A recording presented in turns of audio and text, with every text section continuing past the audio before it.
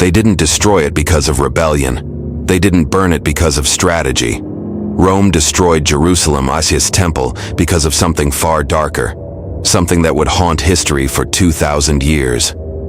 Imagine standing inside the holiest place on earth. Walls plated with gold, the air thick with incense, thousands of years of sacrifice and prayer echoing in the stones. This wasn't just a building, it was the heart of a people. And in a single night, Rome set it all on fire. But why?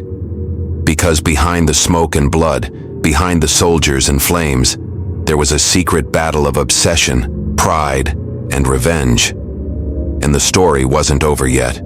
You see, Rome didn't fear Jewish swords. Rome feared Jewish memory. The temple wasn't just stone, it was survival. As long as it stood, the Jews believed God still dwelt among them. And no empire, not even Rome, could rule a people who believed that. But what they didn't know was, the destruction of the temple would only make that faith stronger. Let's rewind. The year is 70 CE. The Roman Empire stretches from Britain to the deserts of Arabia. The legions crush every revolt, every whisper of rebellion, except one. In a small province called Judea, a stubborn people refused to kneel. They fought Rome for 4 brutal years, and at the heart of their defiance is Jerusalem. And at the heart of Jerusalem is the temple. It wasn't just a temple, it was the beating heart of their universe. Priests offered sacrifices, pilgrims came from every corner of the world. Festivals filled the city with hundreds of thousands of worshippers. This was identity, this was hope, this was everything. And Rome wanted it gone. But here's the twist. Rome didn't plan to destroy it at first. Titus, the Roman general, reportedly wanted to spare the temple. He knew its beauty. He knew its power. He imagined turning it into a monument of Rome's dominance, to capture it, not burn it, to own it, not erase it. And then, tragedy struck. In the chaos of battle, a Roman soldier hurled a torch. Flames roared through the inner chambers. Gold melted into the cracks of the stones. Priests screamed, pilgrims wailed, and Titus himself, watching his dream vanish in fire, was powerless to stop it. Or so the story goes. But the real secret was still buried. Because some say it wasn't an accident. Some say Titus wanted the temple gone all along. Why? Because Rome understood something chilling.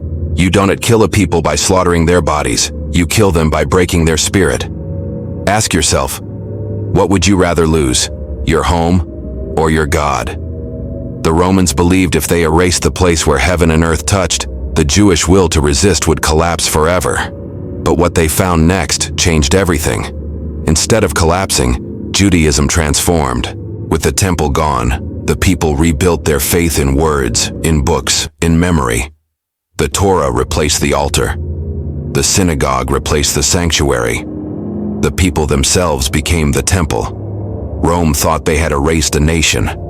Instead, they scattered seeds that would outlive the empire itself. But let's not skip too fast.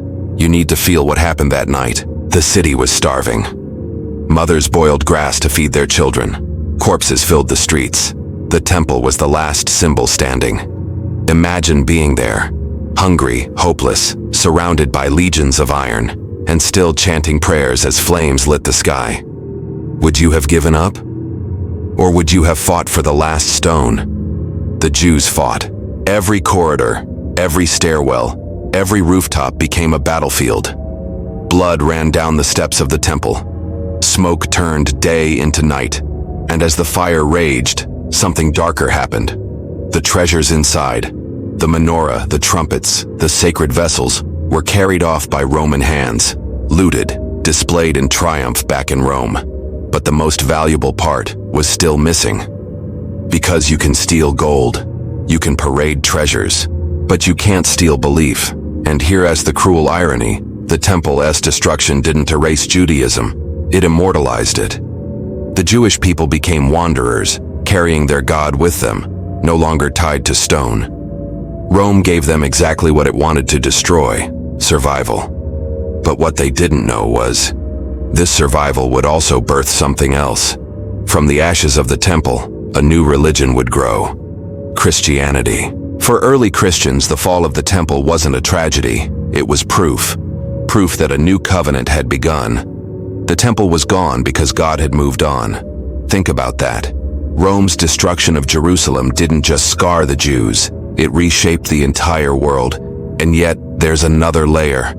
The Romans didn't just destroy a building, they erased a future. Without the temple, without the sacrifices, without the center of gravity, Jewish independence vanished for almost 2,000 years. Generations would live and die in exile, dreaming of a city they'd never see. But the real secret was still buried. Archaeologists today still search for it. Where did the treasures go? The menorah, the golden table, the trumpets? Some say they're hidden in Rome's vaults. Some whisper they're buried beneath the Vatican. Others believe they're waiting beneath Jerusalem itself for the day the temple rises again. What they found next changed everything. In the Arch of Titus, built in Rome to celebrate the conquest, you can still see the carvings. Roman soldiers carrying the menorah, the trumpets, the sacred vessels. A monument of victory, but also a silent witness that the temple was real, its memory unerasable. So why did Rome destroy the temple? Because power fears memory. Because empires fear faith.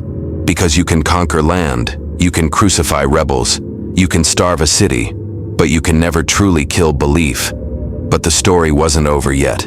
The Jews would pray for centuries, next year in Jerusalem, and in the ruins they would leave notes, tears, and dreams at the last remnant of the temple wall. The western wall, still standing, still waiting. And Rome fell. Its legions crumbled. Its emperors turned to dust. The empire that destroyed the temple became ruins itself. But Jerusalem still lives. And now comes the question for you. Was the temple destroyed by accident, by a soldier's torch? Or was it a deliberate act of psychological war? Was it strategy or destiny? And here's the haunting part. If the temple had survived, would Judaism have remained tied to a single place? Would Christianity have ever risen? Would history itself look completely different?